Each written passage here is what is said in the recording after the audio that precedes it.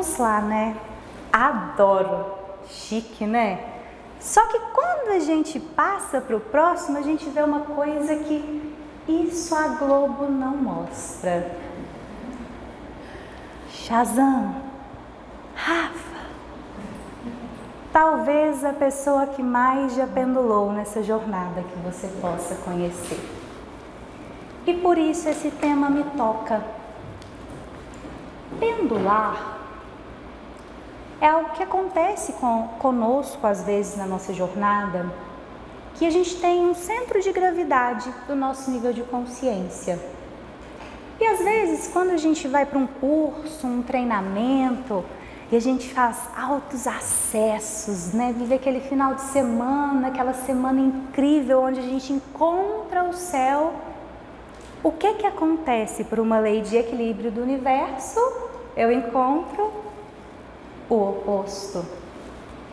Então todo esse movimento, quando ele acontece, da gente vai e a gente não tem uma sustentação psíquica do nosso corpo, a gente tende a fazer esse movimento do pêndulo. Eu encontro Deus, encontro o oposto também. E aqui tenho amigos de jornada, né, que não me deixam mentir. Foram muitas pendulações, foram muitas crises, surtos, e isso me ensinou muito. E acredito que também ensinou meus professores que eu tive nesse caminho, né? Falando do Enneagrama, comecei com Vivi, irmã do Vini, já fui aluna Nicolai, sou aluna, de André também, de Yara, e ainda quero ser aluna de muito mais gente, de Urano, Beatriz, Padre Domingos. Se tem uma coisa que eu gosto é de ser aluna, viu, gente? Então eu trago esse tema desse lugar de, poxa, aconteceu comigo, e venho me trabalhando ao longo dos 5, 4 anos para melhorar minha sustentação, para fazer a minha parte como aluna, trabalhando meu corpo físico, emocionais, mentais, terapia. Isso é legal. E quando a gente vai para o outro lado da moeda e se torna uma professora, eu fui descobrindo algumas coisas que, tendo essas duas visões, poderiam ajudar os alunos também a não pendularem, porque a gente faz a nossa parte, né? E o ensino é uma via de mão dupla. Mas como talvez eu poderia auxiliar os meus alunos a pendularem um pouco menos? E para a gente começar essa conversa, eu trago uma frase que ela está lá no site da SBE para a gente iniciar esse assunto.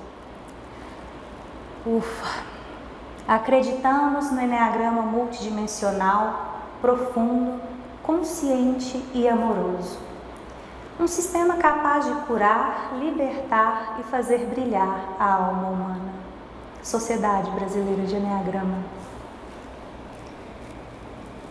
E desse lugar de professora, de aluna, de sócia da SBE, eu sinto que no coração do nascer dela, ela vem não de um confronto a algo que já existe. Pelo contrário, nós admiramos e reconhecemos profundamente o trabalho de todas as instituições que trabalham com o Enneagrama.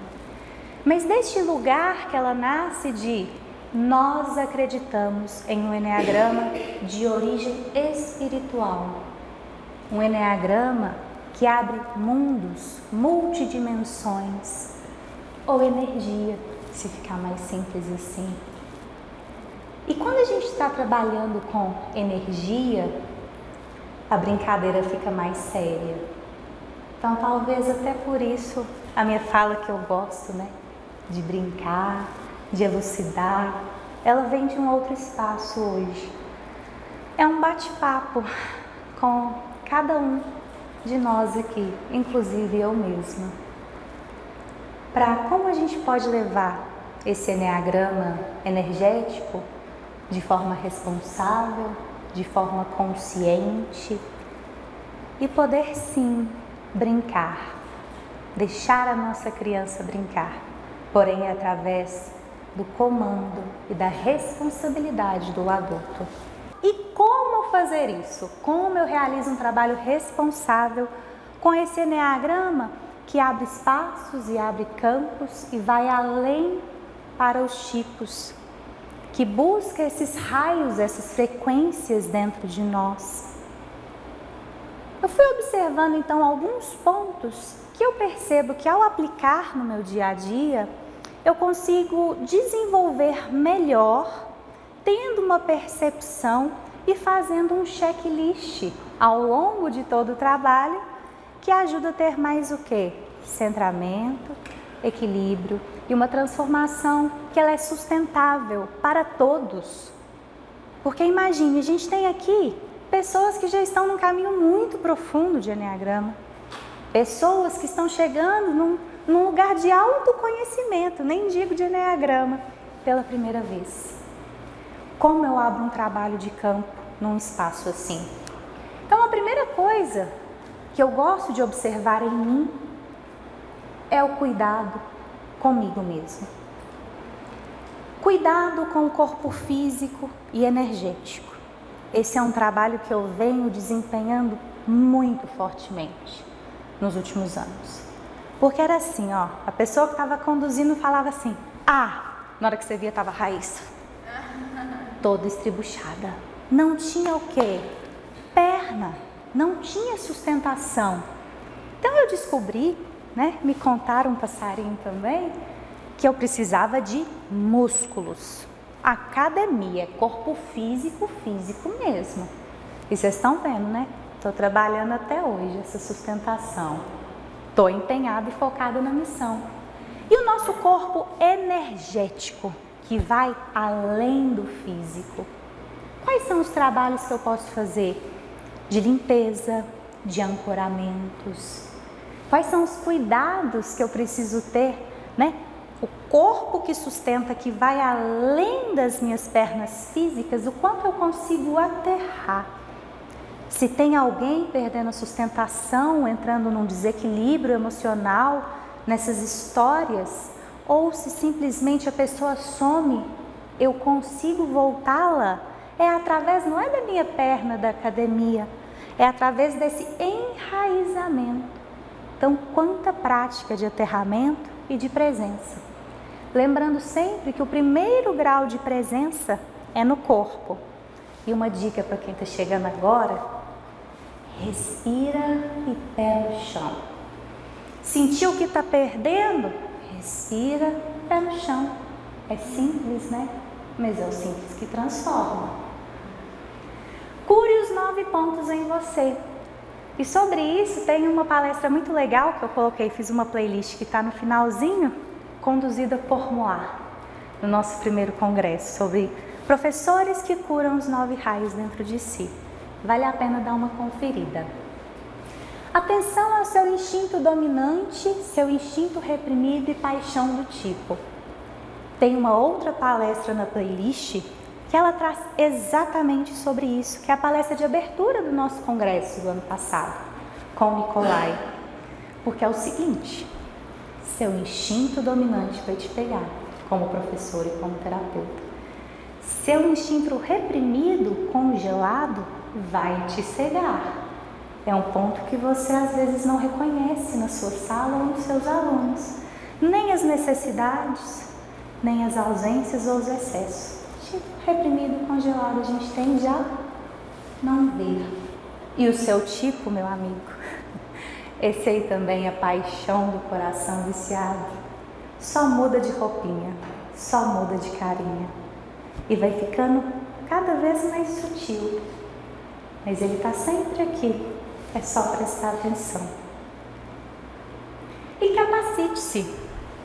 A gente fala muito sobre esse trabalho energético com as egrégoras e que é maravilhoso, porém tudo isso com uma capacidade técnica, cognitiva, de estudo, de ferramentas.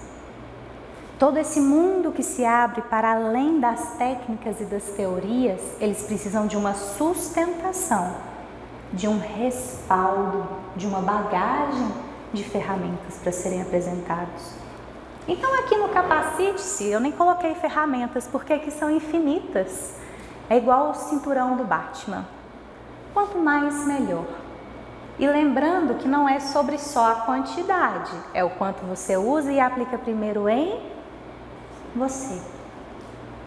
Então, primeiro ponto, esse autocuidado, esse olhar para o afinar o meu instrumento. E o segundo ponto, cuide do ambiente. O nosso ambiente físico, ele tem uma extrema influência dentro do campo, dentro da energia. E para a gente perceber isso é muito fácil, é só a gente imaginar. Como que a gente se sente entrando numa casa que está suja, desleixada, com plantinhas mortas? Você entra, dá o quê, amiga? Uma bad, né? E é assim. Mas quando você chega num ambiente que está todo preparado, organizado, com um cheirinho gostoso, com uma iluminação aconchegante, é diferente? É diferente. E desse ambiente físico faz parte limpeza, organização, sistemas. Eu sou extremamente crítica com esses alinhamentos, chata mesmo, vamos dizer assim, mas porque eu sei que as geometrias, elas interferem também no nosso campo. Mas isso é um tema para uma outra palestra. Cristais, ancoragens, ervas, velas. E aqui é importante ressaltar, o trabalho com o Enneagrama, pelo menos o que nós desenvolvemos, ele não tem um fundo religioso. Então, se você é de alguma religião evangélica, faça sua oração, reze seu Pai Nosso. Se você é católico, reze uma Ave Maria. Se você é da Umbanda, faça suas orações, suas adorações. A minha mãe, no caso, Oxum. Se você não acredita ou não tem alguma religião, peça para o seu eu superior, para o universo. Ancore a sua energia no seu ambiente físico. Traga suas proteções dos seus mentores, de quem caminha com você, para o além do visível, para o aqui e o agora, para sustentar aquilo que os nossos olhos físicos não podem ver. Desenvolva uma boa equipe, outra coisa extremamente fundamental. Isso eu posso dizer por mim mesma.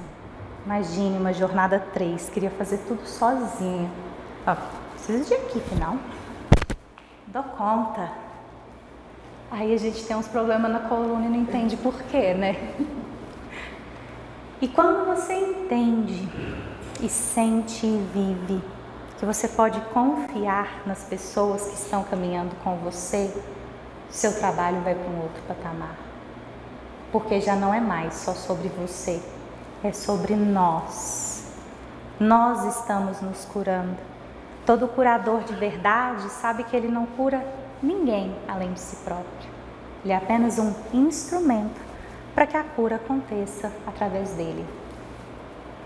Cuidei de mim, cuidei do meu ambiente, fiz todas as minhas ancoragens, limpezas físicas, proteções energéticas. Terceiro ponto de observação, cuidado com os alunos. E aqui a gente percebe que nos primeiros a gente tem muito de instinto de autopreservação, segurança física, sustentação, chakra base. Aqui a gente já entra o quê? Num outro aspecto. Nosso social já é convidado. E a gente percebe que tem gente que cuida de si, cuida do campo, e aqui chega, tem gente que cuida de todo mundo, não cuida de si, cai. Percebam que são todos os instintos, o instinto sexual que faz com que eu me conecte, que eu aprofunde, que eu ancore essa energia de transmutação, de liberação, de ampliação da consciência. Todos são necessários. A cura em cada um dos instintos para um bom professor de Enneagrama. Primeira pergunta, eu gosto muito daqueles formuláriozinhos que vocês até preencheram. Como você chegou até aqui? Por onde você já andou? Porque isso me dá indícios do nível de consciência de quem está vindo para essa jornada. Sabe por quê? Eles estão confiando na condução. E da mesma forma, eu preciso conhecer para confiar nos caminhos que eles trilharam. Isso já me dá alguns instintos. É alguém que começou por agora, que já caminha há alguns anos ou tem algumas décadas de trabalho. São trabalhos diferentes que a gente abre com cada um desses públicos. Como é o estado deles após a cada um dos trabalhos abertos? Isso aqui é uma das infinitas coisas que aprendi com o Ni. Na maioria das vezes, após as conduções, ele fica lá sentadinho, dando os batuquezinhos assim na perna, fazendo assim, mas ele está rastreando cada um ali no campo, se está bem, se está tudo ok. E ele nunca falou isso, é dedução minha, tá, gente? Mas eu acho que eu apliquei e dá certo. Então, traga essa atenção ali, ó. E eu gosto de perguntar, gente, tá todo mundo bem? Espera um joinha, né? Tá tudo ok? Para depois a gente seguir. E às vezes gosto, sabe de até o quê? Eu me aprendi com aquele ali. Tá, foi profundo demais? Agora entra com uma parte mais técnica, vem todo mundo pro aqui e pro agora. Bom, então vamos tomar um coffee. Amanhã a gente volta, quando é um retiro mais extenso, dá pra gente fazer isso. Você ou a sua equipe oferecem suporte durante e principalmente após os treinamentos? E esse é um ponto que eu sinto que ainda como autoconhecimento, eu não conhecia ainda nem comigo, nem com ninguém. Isso aqui, concretizado de forma sustentável e a longo prazo. E eu não sei como faz isso, não me perguntem. Essa é uma pergunta para nós. Como a gente pode dar esse suporte após todos esses remexerem? Porque é muita coisa, né? A gente não é babá de ninguém. A gente faz o nosso trabalho e está entregue. Mas como a gente, como comunidade, pode dar um novo passo? Essa é uma pergunta que eu tenho me feito nos últimos anos. E eu mando sim uma mensagem, faço uma ligação, principalmente para aquelas pessoas que se remexeram um pouco mais. Mas eu ainda sinto que é insuficiente. Um ponto de atenção para todos nós. E esse quarto é muito bom. Já cuidei de mim, cuidei do ambiente, cuidei dos meus alunos e tem um moço, uma moça, que chama o quê? O campo. O famoso campo, que para quem está chegando agora, gente, nada mais é que o quê? O que compõe a energia de todos nós que estamos aqui. Quando junta a minha com a sua, esse campo coletivo, essa junção de energias traz pontos que precisam ser olhados e curados. E traz também pontos de potências e de luzes desse campo que aqui se forma, um campo energético, uma junção da energia de todos nós. E eu tenho aqui muitos colegas, amigos de jornada que são consteladores também. O campo ele é o que, gente? Soberano. O campo fez, a água parou. Porque uma coisa é a minha vontade, que às vezes é a minha pequena vontade, que é dominada por quem? Pela minha paixão, pela minha fixação e pelos meus instintos. Mas às vezes tem aquela vozinha que sussurra e fala, vai por ali. E a gente às vezes fica, né? Não vou. Então tem uma pergunta aqui, ó, que é a segunda, que eu vou pular e volto na primeira. O quanto você consegue distinguir o que é informação do campo e o que é interferência? O que é inspiração intuição e o que é paranoia? O que é a fixação e o que é um comando que vem do alto? E meus amigos, mais uma vez, essa é uma questão que eu sigo em busca a todo momento. É algo que eu me pergunto sempre. É a minha intuição ou é o meu ego? E uma dica de algo que eu tenho feito nos últimos anos e que vai trazendo cada vez mais clareza ali no ponto 6 é o quê?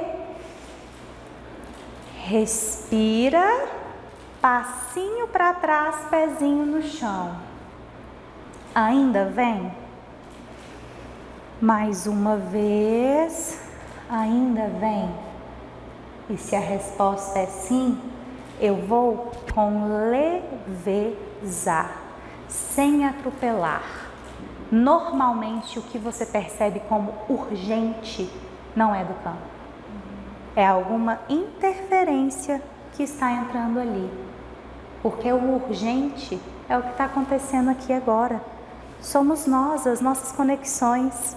Então, se eu preciso acelerar o que está acontecendo para corresponder a um comando de fora, talvez eu tenha me perdido. E essa minha velocidade no fluxo permite com que eu entre em ação certa. Porque eu estou realmente ali, no meu tempo, no tempo do campo, e eu posso ouvir, ou ver, ou sentir com mais clareza. E essa primeira, quais são as permissões que você faz no seu campo de trabalho? Foi uma coisa que me veio ontem. Igual essa mosquinha que vem aqui no ouvidinho soprar as coisas. Que é o seguinte, ontem eu brinquei com as meninas, a gente estava confeccionando as sacolinhas, produção em série, né, com algumas queridas de vocês e a nossa comissão. E eu falei, gente, qualquer coisa a gente põe a culpa no campo. O campo abriu. E quem deixou? Quem estava no comando? Quem era o líder daquele campo? Porque quando eu sou responsável por um campo, eu determino até onde pode ir e até onde eu não entro. Porque tem lugares que, se a gente extrapola o livre-arbítrio das pessoas, a segurança das pessoas, eu tenho consequências que alguns chamam de karmas. E sim, o campo é soberano. Tem hora que não dá para segurar. Mas se você não segura hora nenhuma, meu amigo, o que você tem permitido dentro dos seus atendimentos, dentro das suas salas, dentro das dinâmicas que você conduz? Limites é algo extremamente importante para que você não perca o objetivo da sua entrega. Tudo bem se a rota se desvia do como eu faço, mas o que está determinado a fazer, o que você ofertou para as pessoas, deve ser cumprido. Porque se eu prometo laranjas e entrego bananas, cara, pode ter sido super legal, radical, mas não foi o combinado. Inconscientemente, o quanto essa pessoa retornará a confiar no seu campo e nas suas permissões. E a última pergunta deste ponto: o quanto você respeita a soberania do campo? Alguns aqui sabem, outros vou ajudar a ilustrar para imaginar. 3. Sexual dominante. Autopreservação social reprimido. Pensa se eu conseguia ficar sentada numa cadeirinha. Tocava uma música? Era morte? Era um campo de dor? Entrava e mergulhava em tudo isso. Então, se eu não souber respeitar essa soberania, eu me perco, porque a ordem não é minha para cá, é daqui para cá, limpo em silêncio, sinto e desce, faz. Se é diferente de estar no comando e na liderança do querer comandar. Estou sim no comando, porém quem me guia vem lá do alto, com os pés firmes no chão. É bem diferente. Pode passar, Rafa, por favor. Ai, adoro tecnologias. Coloquei aqui um QR Code. Depois vou ver como que a gente vai facilitar essa logística para vocês, né? Alguns palestrantes vão disponibilizar slides, né? Então já falo aqui para os palestrantes, quem sentir de disponibilizar, a gente cria um drive no Google para a gente observar e anexar todos esses formulários. Mas aqui, apontando a sua câmera para aquele QR Code, você abre uma playlist que tem sobre tudo isso que a gente trouxe aqui. Inclusive, tem uma lá super bacana, uma outra aula apresentada por Moá, que fala sobre esses cuidados e responsabilidades. Quais são os sinais de alerta que você está se desviando do seu caminho? Que é Enneagrama Inicial Sem Segredos. Como que a gente usa isso desde lá do começo, sem perder ninguém pelo caminho? É legal, viu? Obrigada, Rafa. E pra gente encerrar, tem momentos, não adianta, meu amigo, você ter feito todas as formações, você ter cuidado de você ter cuidado do campo, você ter cuidado dos alunos, que parece que o chão o quê? Some, você não vê nada, entra numa cegueira ali naquele ponto 6 e vem um monte de dúvida, entra um monte de caracão nesse campo. E quando vem isso, aprendi com o Ni também, 5 segundos de surto de desespero e aí você faz alguma coisa. E sabe o que eu faço? Eu coloco amor. Porque para mim essa é a ferramenta mais poderosa que existe. Só o amor é real.